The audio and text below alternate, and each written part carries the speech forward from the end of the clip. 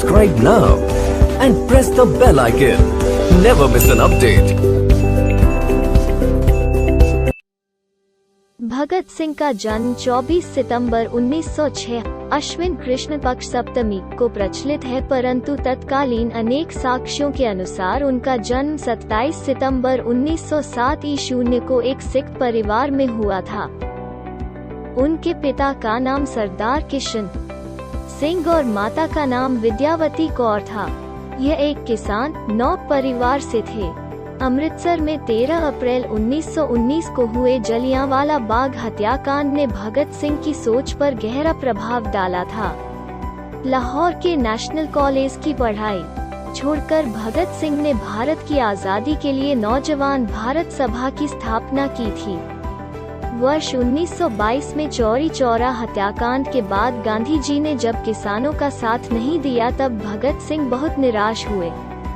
उसके बाद उनका अहिंसा से विश्वास कमजोर हो गया और वो इस निष्कर्ष पर पहुंचे कि सशस्त्र क्रांति ही स्वतंत्रता दिलाने का एकमात्र रास्ता है।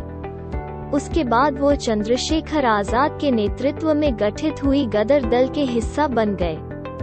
काकोरी कांड में राम प्रसाद बिस्मिल सहित 04 क्रांतिकारियों को फांसी व 16 अन्य को कारावास की सजाओं से भगत सिंह इतने अधिक उद्विग्न हुए कि चंद्रशेखर आजाद के साथ उनकी पार्टी हिंदुस्तान रिपब्लिकन एसोसिएशन से जुड़ गए और उसे एक नया नाम दिया, हिंदुस्तान सोशलिस्ट रिपब्लिकन एसोसिएशन। इस संगठन का उद्देश्य सेवा, त्याग और पीड़ा झेल सकने वाले नवयुवक तैयार करना था।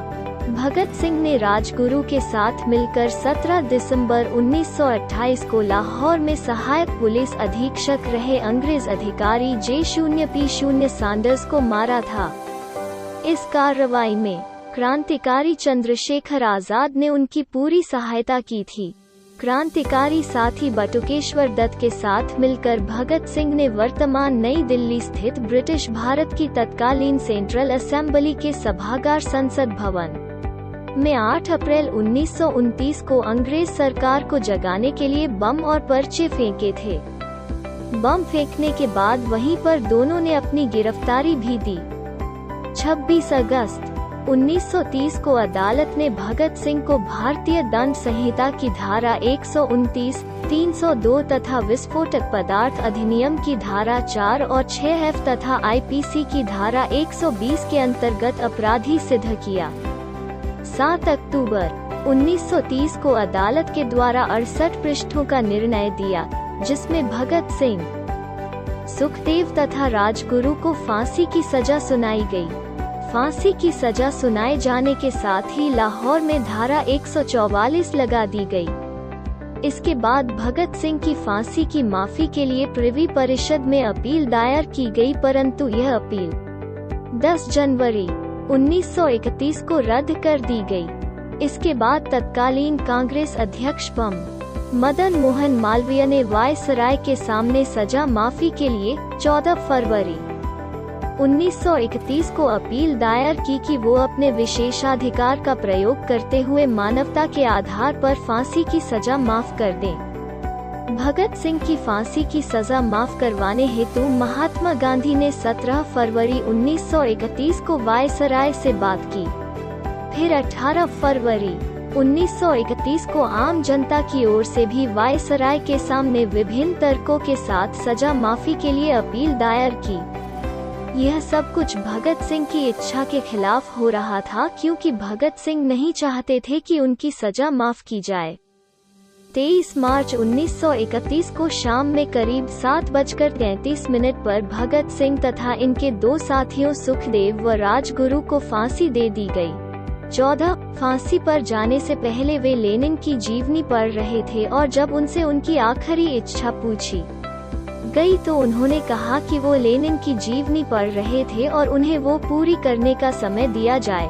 15 कहा जाता है कि जेल के अधिकारियों ने जब उन्हें यह सूचना दी कि उनके फांसी का वक्त आ गया है तो उन्होंने कहा था, ठहरिए, पहले एक क्रांतिकारी दूसरे से मिल तो ले। फिर 1 मिनट बाद किताब छत की ओर उछाल कर बोले, ठीक है अब चलो। फांसी पर जाते समय वे तीनों मस्ती से गा रहे थे, मेरा रंग दे बसंती चोला, मेरा रंग दे बसंती चोला, माए रंग दे बसंती चोला। फांसी के बाद कहीं कोई आंदोलन न भड़क जाए इसके डर से अंग्रेजों ने पहले इनके मृत शरीर के टुकड़े किए, फिर इसे बोरियों में भरकर फिरोजपुर की और ले गए, जहां घी के बदले मिट्टी का तेल डालकर ही इनको जलाया जाने लगा। गांव के लोगों ने आग जलती देखी तो करीब आए। इससे डरकर अंग्रेजों ने इनकी लाश के अधजले टुकड़ों को सतलुज नदी में फेंका और भाग गए। जब गांव वाले पास आए तब उन्होंने इनके मृत शरीर के टुकड़ों को एकत्रित कर विधिवत दाह संस्कार किया और भगत सिंह हमेशा के लिए अमर हो गए। इसके बाद लोग अंग्रेजों के साथ साथ गांधी को भी इनकी मौत का जिम्मेवार समझने लगे। इस कारण जब गांधी कांग्रेस के लाहौर अधिवेशन में हिस्सा लेने जा रहे थे तो लोगों ने काले झंडों के साथ गांधी जी का स्वागत किया।